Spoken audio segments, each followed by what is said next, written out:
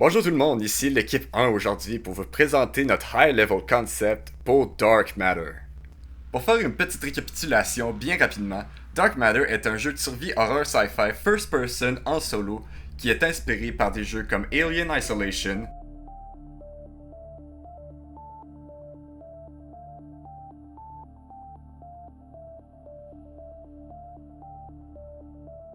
Dead Space,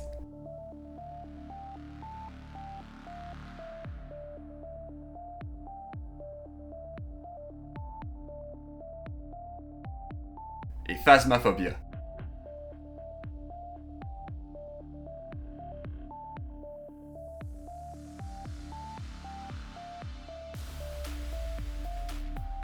Tout d'abord, avec nos figures d'interactivité générale, nous avons le mouvement de notre personnage qui sera soit de marcher ou de courir. Par la suite, il y a l'activation qui sera vue comme les actions de notre personnage, comme l'interaction avec des éléments interactifs de la carte, comme les caméras et l'énergie des salles, le transfert de ces énergies-là entre les nombreuses salles, de changer entre le mode de caméra et le mode carte, ouvrir, fermer la tablette, ou bien interagir avec les éléments du vaisseau. Par la suite, nous avons l'appréhension, où est-ce que c'est tout ce qui est visuel pour notre personnage. Ce qui veut dire passer à travers les caméras, regarder où est-ce qu'il y a le Dark Matter, où est-ce qu'ils sont tous les bris, tous les dommages à l'intérieur d'une salle, sauf avant qu'ils puissent aller d'une salle à une autre. Par la suite, nous avons la préservation, ce qui veut dire tout ce qui est de la fuite et de l'évitement du monstre à l'intérieur du vaisseau. Par la suite, on a tout le resource management, qui est tout ce qui est du côté de l'oxygène, l'énergie, tout ce qui est du transfert de l'énergie entre les salles, s'assurer qu'on manque pas de courant, ou bien de régénérer le courant en enlevant toute l'énergie des salles pour qu'on soit capable de la régénérer par la suite. Et finalement, on a la communication, ce qui est tout ce qui est les interactions qu'on aura avec les survivants qu'on trouvera à l'intérieur du vaisseau, si, bien sûr, notre joueur est capable de les sauver avant qu'ils se fassent prendre par le Dark Matter. Chaque phase est une priorité du joueur. Tout le long du jeu, ces phases seront alternées selon les besoins immédiats du joueur selon la situation. Lors de la phase d'exploration, le joueur se déplace et interagit avec son environnement.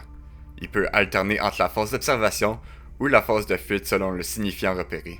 Par exemple, si le joueur identifie un signe que le Dark Matter est dans ses proximités, le joueur pourrait prendre la fuite pour assurer sa sécurité. Si le signe n'est pas lié au Dark Matter, le joueur tombera dans la phase d'observation. Lors de la phase d'observation, le joueur peut utiliser un des trois modes d'observation. Observation par la vision du personnage. Le joueur est capable de repérer la plupart des ressources et défis. Les ressources et ces défis n'étant pas vus par la vision du personnage sont le Dark Matter, l'énergie restant dans le vaisseau et les signes vitaux de l'équipage. Par la suite, il y a l'observation par la caméra frontale de la tablette. La caméra frontale est utilisée par le joueur à travers la tablette pour voir les alentours de son champ de vision à travers un filtre indiquant la présence du Dark Matter.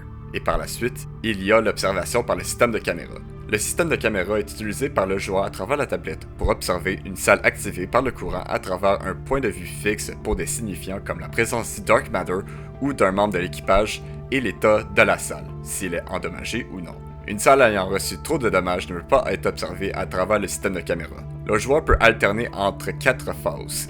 La phase de fuite si le Dark Matter est repéré, la phase de gestion pour gérer son oxygène ou transférer l'énergie d'une salle à une autre, la phase de réparation pour réparer les dommages d'une salle, et la phase d'exploration si aucune des 3 phases ne prend priorité. Lors de la phase de réparation, le joueur utilise l'outil de réparation pour s'occuper des dommages trouvés à travers une salle endommagée. Pour ce faire, le joueur devra se positionner à proximité du bris et appuyer sur la touche de réparation indiquée durant une certaine durée de temps avant que le bris soit réparé. Le joueur peut interrompre la réparation en tout temps s'il veut alterner vers la phase d'observation, de fuite ou de gestion. Lors de la phase de gestion, le joueur utilise l'interface de l'utilisateur pour savoir la quantité d'oxygène qui lui reste. En utilisant la tablette, le joueur peut savoir la quantité d'énergie restant dans le vaisseau, le pourcentage d'énergie utilisé dans une salle activée et faire le transfert d'énergie d'une salle à une autre. Après l'opération terminée, le joueur peut alterner vers la phase d'exploration, de réparation, d'observation ou de fuite. Si la quantité d'énergie devient trop basse, le joueur peut retirer l'énergie de toutes les salles pour régénérer lentement la quantité d'énergie totale. Cependant, durant ce procès, les stations d'oxygène seront désactivées et vous devenez la seule présence d'énergie dans le vaisseau. Alors le Dark Matter va être attiré vers votre position et vous allez devoir sacrifier vos réserves d'oxygène et votre sécurité pour remplir l'énergie du vaisseau. Lors de la phase de fuite, le joueur a repéré le Dark Matter. Dans cette situation, il est possible que le Dark Matter n'ait pas repéré la présence du joueur et le Dark Matter ne pourchassera pas le joueur. Cependant, le joueur devra faire attention à ne pas trop se rapprocher et se faire repérer. Dans le cas où le joueur se fait repérer, une poursuite commence. Si le joueur réussit à rester hors du champ de vision du Dark Matter après une durée de temps, celui-ci arrêtera sa poursuite et se dirigera vers une salle avec une concentration d'énergie pour l'endommager. Par la suite, le joueur peut alterner entre les phases d'exploration, d'observation, de gestion et de réparation. Pour ce qui est des conditions de victoire, notre joueur devra faire la réparation de certaines salles pour établir les fonctions nécessaires du vaisseau pour que l'on soit capable de s'échapper à l'intérieur d'un vaisseau de sauvetage. Les conditions de défaite de notre jeu sont si nos réserves d'oxygène arrivent à zéro ou si on se fait attraper par le Dark Matter. Dans ces deux cas, c'est un game over et on renvoie le joueur au dernier checkpoint. Pour ce qui est de notre système core, nous avons tout d'abord notre Character Controller qui sera l'arrimage utilisé par le joueur, qui peut être soit le clavier souris ou une manette. Par ensuite, il y aura le système de caméra qui sera, lorsque le joueur utilisera la tablette, il aura un accès au système de caméra qui lui offrira plusieurs points de vue des salles du vaisseau. Si une des salles est endommagée, la caméra de cette salle sera inutilisable jusqu'à la réparation de celle-ci. Par ensuite, nous avons le système d'énergie. Le vaisseau est connecté à une batterie qui connecte le courant à chaque salle du vaisseau. À travers l'utilisation de la tablette, le joueur peut décider de changer oui ou non s'il veut du courant à l'intérieur d'une salle. Et plus il mettra de courant à l'intérieur des salles, plus cette batterie se drainera plus rapidement. Cependant, avec ce drainage plus rapidement, ça attirera l'attention du Dark Matter vers le joueur. Si la quantité d'énergie devient trop basse, le joueur peut retirer l'énergie de toutes les salles pour régénérer lentement la quantité d'énergie totale. Cependant, durant ce procès, les stations d'oxygène sont désactivées et vous devenez la seule présence d'énergie dans le vaisseau. Alors le Dark Matter va être attiré vers votre position et vous allez devoir sacrifier vos réserves d'oxygène et votre sécurité pour remplir l'énergie du vaisseau. Par la suite, nous avons le système d'oxygène. Le joueur utilise une bonbonne d'oxygène qui se vide au fur et à mesure. Le joueur doit donc la remplir dans des stations prévues à cet effet un peu partout dans le vaisseau. Et ensuite, nous avons l'intelligence artificielle du Dark Matter, qui gérera tous les déplacements et les actions du Dark Matter à l'intérieur du vaisseau. Par la suite, nous avons le système de réparation. Quand une salle est endommagée par le Dark Matter, le joueur devra interagir avec les bris de cette salle avec l'outil de réparation pour les réparer. La réparation d'une salle réactive ces éléments interactifs comme si, par exemple, si une salle avait une station d'oxygène et qu'elle avait été endommagée, la réparation de la salle va réactiver cette station d'oxygène. Par la suite, nous avons le système de sauvetage de l'équipage. Le joueur peut sauver son équipage à l'intérieur du vaisseau. Le sauvetage n'est pas nécessaire à la réussite du jeu, mais offre un avantage aux joueurs, comme par exemple un rajout d'énergie à la batterie ou une nouvelle bonbonne d'oxygène. Par la suite, il y a un système d'interaction avec les NPC, qui sera un système qui permettra de converser avec les personnages et de déclencher les dialogues. Bien sûr, ces personnages étant l'équipage que l'on sera capable de sauver. Et ensuite, nous avons un système de checkpoint qui fera une sauvegarde à chaque milestone que le joueur sera capable d'accomplir. Par la suite, nous offrons plusieurs systèmes d'accessibilité. Par exemple, un système de reconfiguration de l'arrimage qui nous permettra de changer les contrôles selon l'arrimage préféré. Donc, si nous voulons changer les contrôles selon un clavier et une souris, il sera possible. Il sera aussi possible pour une manette. Nous aurons un système de sous-titres qui nous permettra de savoir durant les dialogues des personnages de savoir les paroles qui seront dites ou s'il y a des événements importants. Nous avons aussi un système d'activation ou de désactivation des effets visuels susceptibles pour les personnes photosensibles. Et finalement, nous avons bien sûr notre système de sauvegarde des checkpoints si le joueur décide de quitter la partie, mais veut revenir par la suite, il sera remis à son dernier checkpoint. Pour ce qui est des arrimages du clavier souris et de la manette, nous avons créé ces deux schémas pour vous présenter exactement quelle touche sera liée à quelle action du jeu.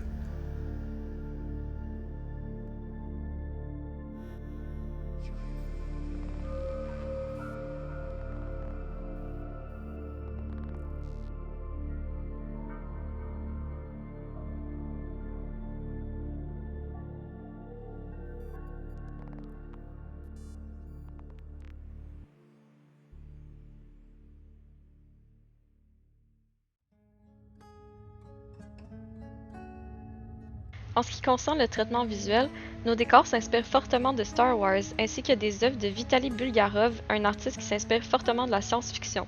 Nous allons aussi nous inspirer de Bioshock Infinite pour le rendu, la lumière, les couleurs ainsi que le niveau de détail. Pour l'équipage, comme vous pouvez le voir dans chacun des concepts, à gauche vous avez le concept de base et à droite ce qu'on voudrait y rajouter. Chaque personnage aura un chandail d'uniforme pour donner de l'unité à l'équipe. Par contre, ils auraient tous des touches personnelles afin de définir leur personnage. Par exemple, l'ingénieur aurait une ceinture d'outils, des bottes de construction et le médic aurait des gants, un masque et une blouse de laboratoire. Puis finalement, pour le Dark Matter et donc le monstre de notre jeu, on a développé un concept qui pourrait être adapté selon nos besoins. Par exemple, si on considère qu'on est apte à faire des effets spéciaux de fumée et de brouillard qui peuvent envelopper et suivre le monstre, on opterait pour un design plus abstrait comme dans les concepts de gauche qui est ancré dans l'horreur cosmique pour vraiment tirer profit de l'incompréhension et de la peur de l'inconnu. Sinon, on irait vers un concept un peu plus concret utilisant la symétrie radiale et nous tirons l'aspect horreur du mouvement et des déplacements de la créature. Le joueur doit ramasser deux objets très importants en début de partie qu'il gardera en sa possession jusqu'à la fin du jeu. Le premier est l'outil de réparation qu'il pourra utiliser pour réparer les différentes machineries dans les pièces du vaisseau. L'autre est bien sûr la tablette. Au travers de celle-ci, il pourra voir en face de lui si le monstre y est ou voir au travers des caméras qui sont dans les autres pièces, et c'est aussi sur la tablette qu'il pourra diriger l'énergie à sa guise. Pour tout ce qui est l'architecture et le traitement sonore, nous aurons deux modes sonores à l'intérieur de notre jeu. Un qui passera par la perspective du joueur et un deuxième qui passera par la perspective de la caméra.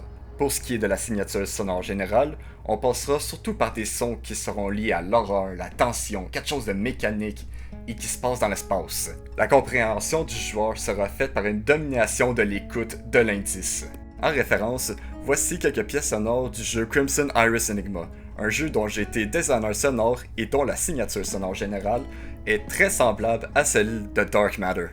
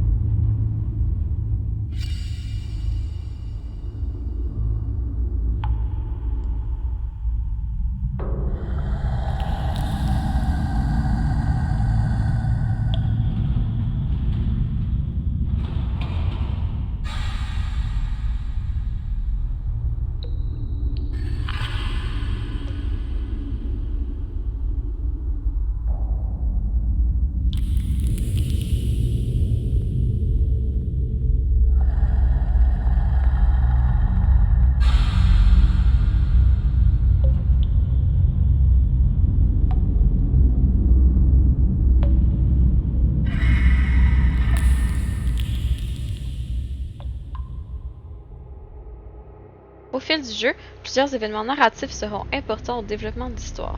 Tout d'abord, le joueur incarne un scientifique qui performe des expériences sur une créature qui n'est visible qu'au travers d'un écran près de son contenant. Frustré du manque de progrès de ses expériences, le scientifique décide d'administrer un choc électrique à la créature, ce qui lui donne assez d'énergie pour être capable de s'échapper. Cette fuite endommage le système du vaisseau et celui-ci fait un blackout total. Le système d'urgence embarque et une voix automatisée implore le joueur d'aller repartir le système dans la salle d'énergie. Avant de partir, le joueur ramasse une bonbonne d'oxygène ainsi que l'écran lui permettant de percevoir la créature. Dans la salle d'énergie, le joueur trouve un outil de réparation qu'il apprend à utiliser en réparant le système. Lorsque celui-ci est réparé, le joueur apprend aussi à utiliser le système de gestion d'énergie. La voie automatisée apprend au joueur qu'il doit maintenant activer un certain nombre de switches qui sont dispersés dans les diverses salles pour pouvoir ramener le courant dans la salle de navigation, où l'on pourra par la suite activer la navette de sauvetage. Au travers des pièces, le joueur trouve de ses collègues et a le choix de les sauver ou non. S'il les sauve, il peut recevoir de l'énergie ou de l'oxygène en retour. Au travers de tout ça, le joueur doit gérer son énergie et son oxygène et doit effectuer des réparations lorsque nécessaire tout en échappant au monstre. Finalement, lorsque le joueur a activé toutes les switches, il peut se rendre dans la salle de navigation et activer manuellement la navette de sauvetage. Ici, deux fins sont possibles. La fin dite Heartless qui permet au joueur de s'échapper sans avoir sauvé qui que ce soit et qui le laisse dans le doute sur s'il a vraiment réussi à s'échapper de la créature. Ou la fin de survie qui implique le sauvetage d'au moins un des membres de l'équipage. Notre équipage consiste donc du scientifique qui est le joueur, du médic, de l'ingénieur et du capitaine.